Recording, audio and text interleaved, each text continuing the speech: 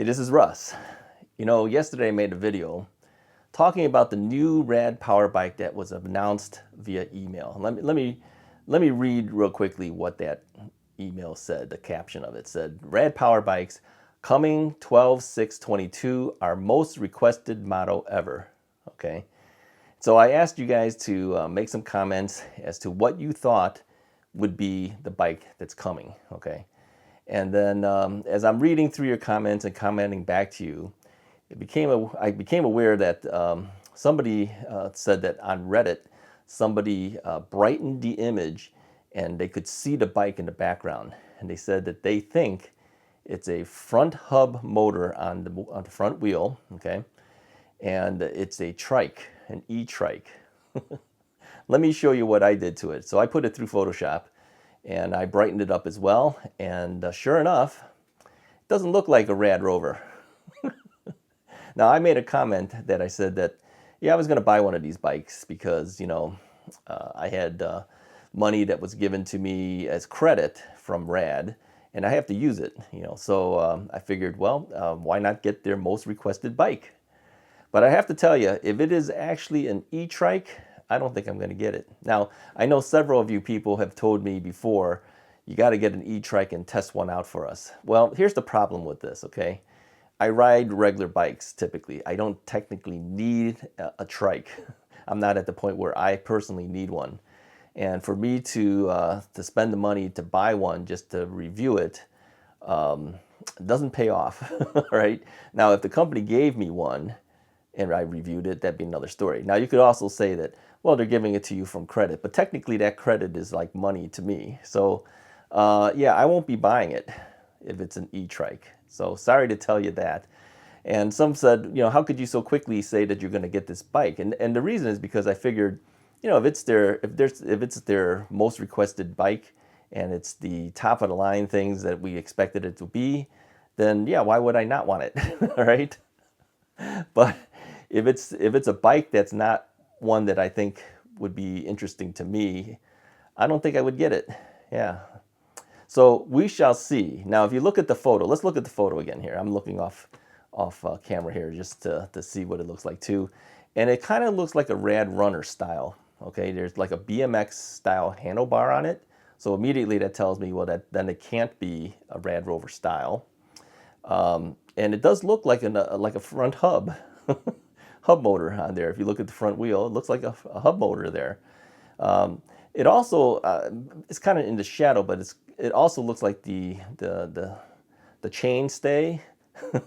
Looks like an older style type of chainstay that make, you know, it's like a guard, right?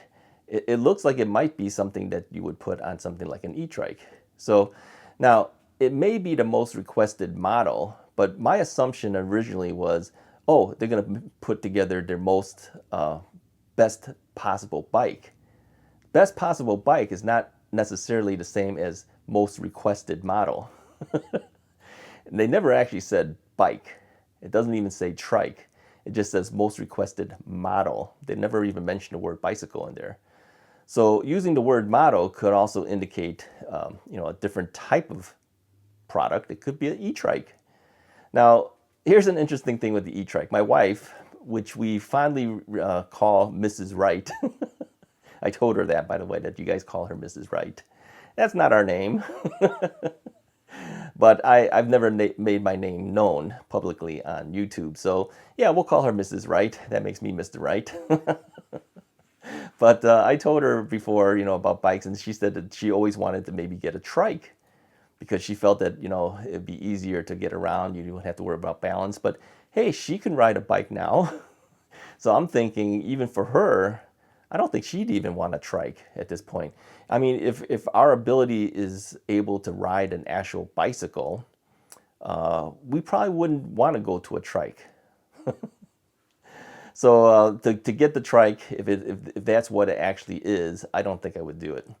And the fact that the styling of the bike based on the photo here is probably not the type of bike I would be interested in, quite frankly. So I would end up passing on it and just simply waiting again for another type of bike that will come out. I mean, eventually, they're going to come out with a bike that's going to eventually replace the Rad Rover.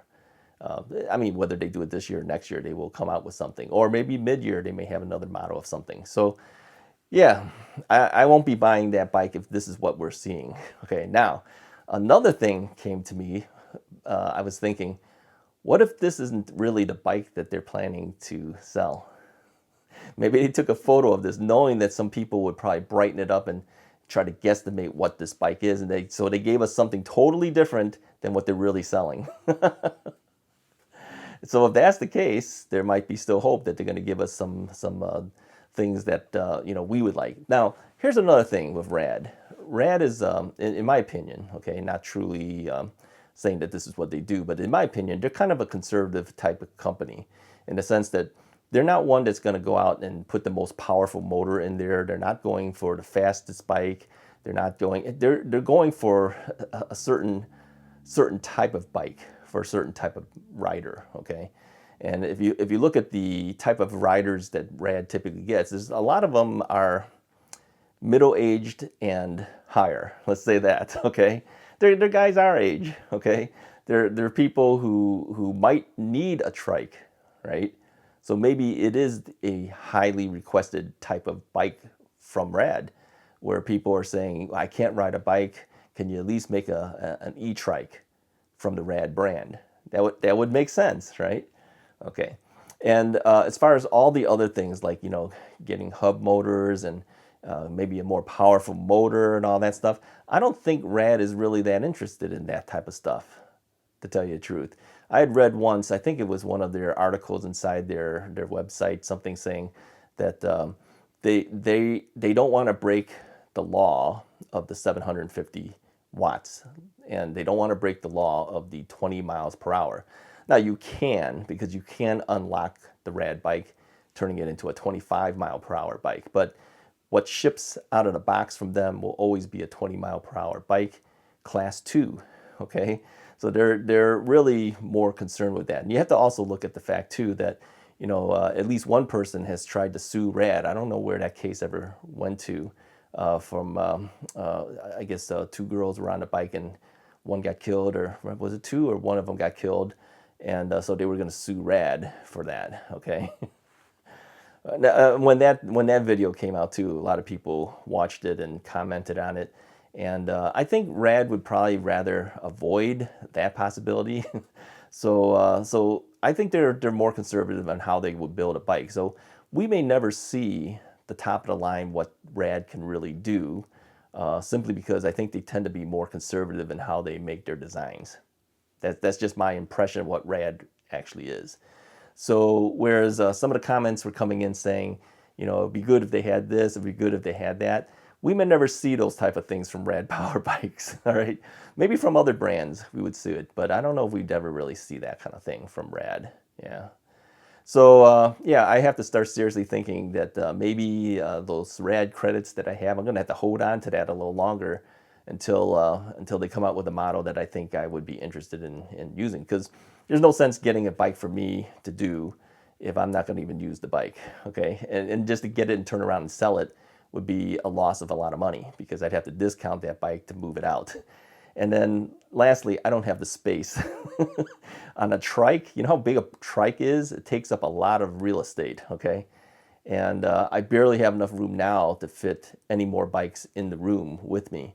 So right now I have quite a few bikes in the room that I'm in right now. And then the garage has a number of bikes, and there's even one bike sitting in the dining room at this point because I don't have any place to put it. So, and I mentioned before, if one bike comes in, another bike's got to go out. So I would hate to bring in a bike that I probably won't even ride much at all, short of doing a review maybe on it. And then have to get rid of a bike that I really would ride. Because all the bikes that I have right now are bikes that I would ride. Yeah. Here's an interesting thing too for those people who watch, who might be manufacturers who are watching the Russ is Right channel.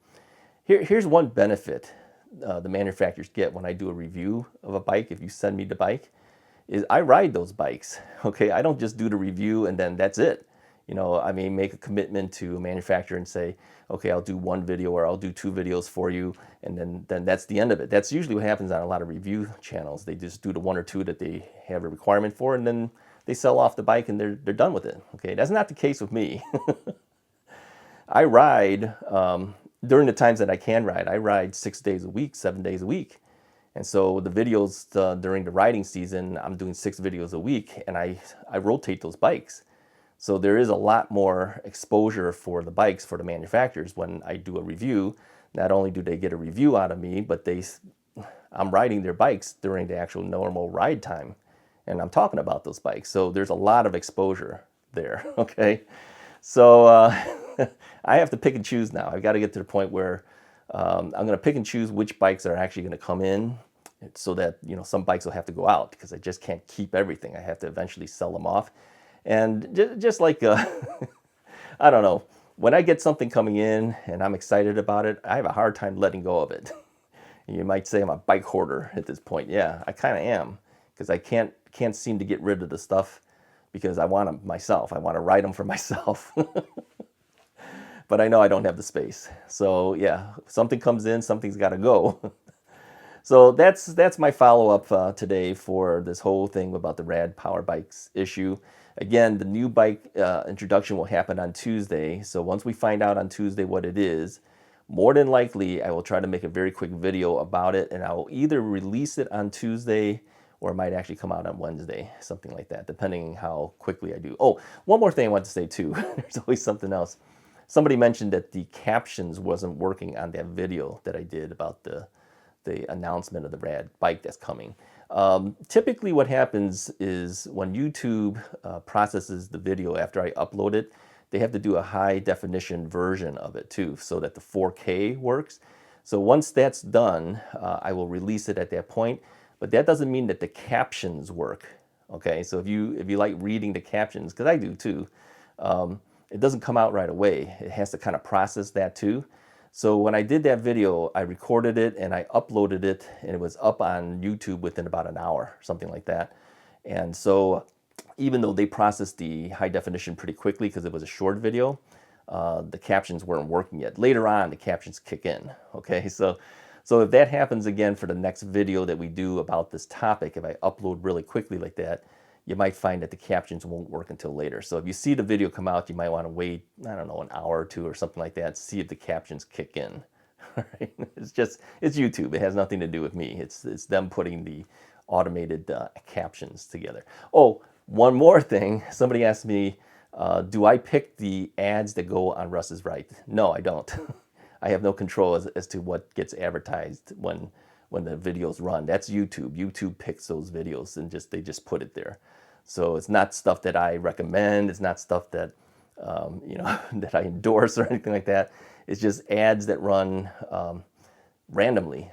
I think those ads typically have something to do with the topic matters. Like, I mean, if you're talking about e-bikes, maybe you'll see some bike ads or similar things that you might have interest in, or topics that are similar that you might have interest in. Those are the type of ads might run. But sometimes you see ads that have absolutely nothing to do with the topic. Yeah, I don't dictate what goes on there. It's YouTube that throws it in there. Okay, it's their algorithm throws it in. I don't, you know, it's not like some person is deciding what goes in there. I'm sure it's automated, right?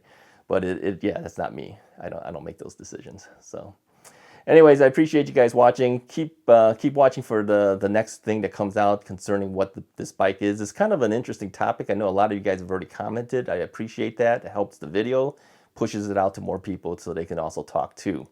So keep watching this topic, and eventually this topic will die out because the reveal will actually happen on Tuesday. So anyways, thanks again. Keep watching. Hit the like button, hit the subscribe button if you haven't already done so. I'll talk to you guys next time.